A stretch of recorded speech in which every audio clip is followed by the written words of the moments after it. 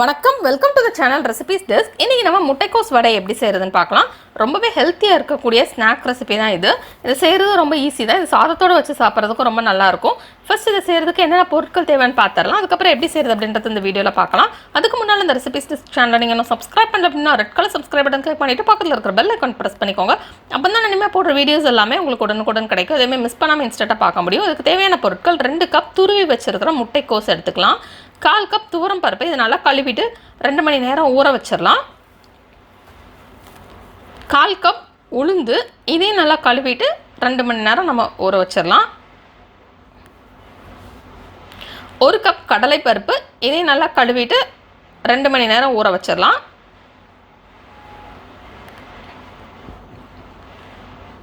மல்லி இலை கொஞ்சம், 10 பல் பூண்டு, ஒரு சின்ன துண்டு இஞ்சி, 5 சிகப்பு வத்தல், கருவேப்பிலை கொஞ்சம், 1/2 டீஸ்பூன் சோம்பு. ஃபஸ்ட் நம்ம ஒரு மிக்ஸி ஜார் எடுத்துக்கலாம். எடுத்துகிட்டு நம்ம ஊற வச்சுருந்தா கடலைப்பருப்பு, உளுந்து, துவரம்பருப்பில் இருக்கிற தண்ணியெல்லாம் நல்லா வடிகட்டிட்டு அதை உள்ளே சேர்த்துடலாம்.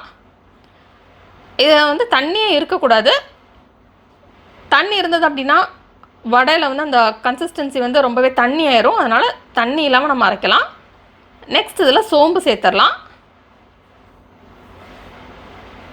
நெக்ஸ்ட் இதில் சிகப்பு வத்தல் சேர்த்துடலாம். இப்போ இதில் பூண்டு சேர்த்துடலாம். நெக்ஸ்ட் இதில் இஞ்சி சேர்த்துடலாம்.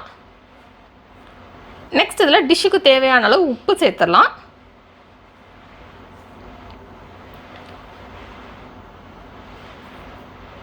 இப்போ இதை கொரப்பாக நம்ம அரைச்சிக்கலாம். தண்ணி விடாமல் கொரப்பாக அரைக்கணும். இப்போ இதை அரைச்சாச்சு. இப்போ இதை அப்படியே ஒரு பவுலுக்கு நம்ம மாற்றிடலாம். நெக்ஸ்ட் இதில் முட்டைக்கோஸ் சேர்த்துடலாம். முட்டைக்கோஸை நல்லா திருவிட்டு அதனால் புழிஞ்சிட்டு நம்ம உள்ளே சேர்த்துடலாம். அதில் தண்ணி எது இருந்தாலுமே அது ட்ரெயின் ஆயிரும். அதனால் நல்லா கையை வச்சு புழிஞ்சிட்டு சேர்த்துக்கலாம். நெக்ஸ்ட் இதில் சின்ன சின்ன துண்டாக நறுக்கி வச்சுருக்கிற மல்லி இலை, கருவேப்பிலை சேர்த்து மிக்ஸ் பண்ணிடலாம். இது நல்லா மிக்ஸ் பண்ணியாச்சு.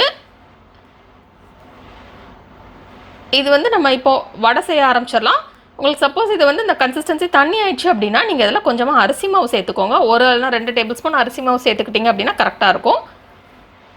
இப்போ நம்ம இந்த மாதிரி சின்ன உருண்டைகளாக உருட்டி அதை கையை வச்சு தட்டி நம்ம அதை எண்ணெயில் பொரிச்சு எடுத்துடலாம். ஒரு கடாயில் டீப் ஃப்ரைக்கு தேவையான அளவு எண்ணெய் சேர்த்துக்கலாம்.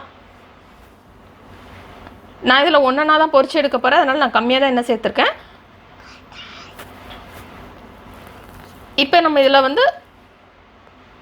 இந்த வடையை ஃப்ரை பண்ணி எடுத்துடலாம். இதை ஃப்ரை பண்ணுறப்போ லோ ஃப்ளேம் இல்லை மீடியம் ஃப்ளேமில் வச்சு தான் ஃப்ரை பண்ணணும். அப்போ தான் நல்லா குக் ஆகும். இது ரொம்பவே ஹெல்த்தியான ஒரு ரெசிபி. ஏன்னா குழந்தைகளுக்கு நம்ம நார்மலாக பருப்புலாம் கொடுத்தோம் அப்படின்னா சாப்பிட மாட்டாங்க, வெஜிடபிள்ஸ்லாம் சாப்பிட மாட்டாங்க. அந்த மாதிரி குழந்தைகளுக்கு நான் இந்த மாதிரி நம்ம செஞ்சு கொடுத்தோம் அப்படின்னா கண்டிப்பாக விரும்பி சாப்பிடுவாங்க. இது நல்லா சூடாக சாப்பிட்றதுக்கு ரொம்பவே நல்லாயிருக்கும். நம்ம எந்த சட்னியோடனாலும் வச்சு சாப்பிட்லாம், நல்லாயிருக்கும். இப்போ 2 சைடுமே நல்லா ப்ரௌன் கலர் ஆகட்டும். அதுக்கப்புறம் நம்ம இதை எடுத்துடலாம். இப்போ நமக்கு சுவையான மற்றும் சத்தான முட்டைக்கோஸ் வடை ரெடி ஆயிடுச்சு. இந்த ரெசிபி நீங்கள் வீட்டில் ட்ரை பண்ணி பாருங்கள். இந்த ரெசிபி உங்களுக்கு பிடிச்சிருந்தா லைக் பட்டன் கிளிக் பண்ணுங்கள். உங்கள் ஃப்ரெண்ட்ஸோட இந்த ரெசிபி ஷேர் பண்ணுங்கள். மறக்காம இந்த சேனலுக்கு சப்ஸ்கிரைப் பண்ணிட்டு பக்கத்தில் இருக்கிற பெல் ஐக்கான் ப்ரெஸ் பண்ணிக்கோங்க. அப்போ தான் இனிமேல் போடுற வீடியோஸ் எல்லாமே உங்களுக்கு உடனுக்குடன் கிடைக்கும். அதேமாதிரி மிஸ் பண்ணாமல் இன்ஸ்டண்ட்டாக பார்க்க முடியும். இந்த ரெசிபியை பார்த்ததுக்கு ரொம்ப நன்றி. தொடர்ந்து இந்த சேனலோட இணைந்திருங்கள். புதிய புதிய ரெசிபிகளுக்காக இந்த ரெசிபியை ட்ரை பண்ணிவிட்டு எப்படி வந்திருக்கு அப்படின்றத கீழே உள்ள கமெண்ட்ஸ் பாக்ஸில் மறக்காமல் எனக்கு சொல்லுங்கள்.